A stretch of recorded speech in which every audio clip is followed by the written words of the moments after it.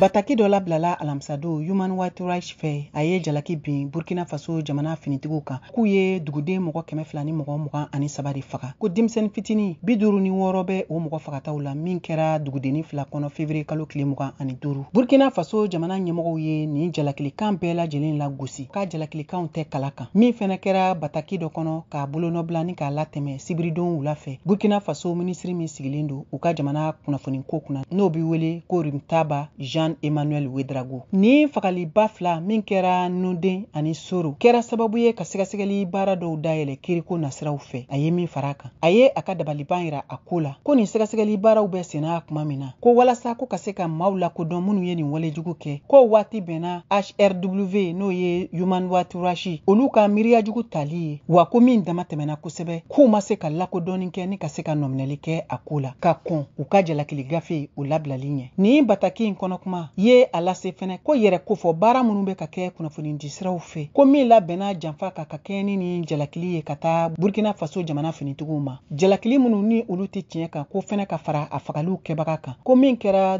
baɲumankɛtɔn Human Rights Watch fɛ ka mankutujugu bin ka taa Burkina Faso ka kɛlɛcɛw ma olu minnu labɛnnen don kɛlɛdaga la ka jihadi kɛlɛ n'u kɛlen don k'u nin di su ani tile jamana kɔnɔna o lakanaliko kun kan ka fara jamanadenw an'u bolominɛw olu lakanali kan ka bɔ jadijɛkulumaw olu ka dangariliwalew kɔrɔ ko Burkina Faso jamana finitigiw tɛ se ka kɛ wulikajɔ la ka nin lakana baara ninnu kɛ ka tila o waati kelen fɛnɛ na k'u ka dansigi kɛ ni ninkɛnɛ karaba walew ye ka taa jamanadenw ma. A ye min fara kan. Jamana ɲɛmɔgɔw ka kumalasela ko jalakilikanw minnu bɛɛ lajɛlen taara ni karogɛlɛya walew ani bingali walew fɔli ye ka da Burkina Faso jamana finitigiw la min kɛra bunadamaden jo sariya lakana baɲumankɛtɔn cakɛda fɛ n'o ye droit d'humain ye ka kɛ n'u ka finitigiw ka wulikajɔ baaraw ye ka jadijɛkulumaw kɛlɛ k'o tɛ se ka tɛmɛ sira ɲumanw kan cogo si ka sɔrɔ sɛgɛsɛgɛli baaraw ma dayɛlɛ min bɛ kɛ jamana finitigiw ani duniya keleya tɔnba Nations Unies o ka bolofara min sigilen don bunadamaden jo sariyaw lafasali kama ni u bi wele ko droit de l'homme olu fɛ. Burkina Faso n'a maralen don finitigiw fɛ bi n'o kɛra fanga dafiri kɔfɛ san 2021 ye BBC jabarani so ani Voice of America VOA ka baaraw bɛɛ lajɛlen ɲɔngiri kunɲɔgɔn 2 ka kɛ ni u ka kunnafoniw dili ye ka ɲɛsin baɲumankɛtɔn Human Rights Watch ka ni laseli ma. Ka fara o fɛnɛ kan ni kunɲɔgɔn laban in na jamana wɛrɛ kunnafoni diso 7 ɲɔgɔn fɛnɛ ka baaraw ɲɔngirila Burkina Faso jamana kan i n'a fɔ TV5 Monde, West France, Deutsche Welle a n'a ɲɔgɔnna wɛrɛw.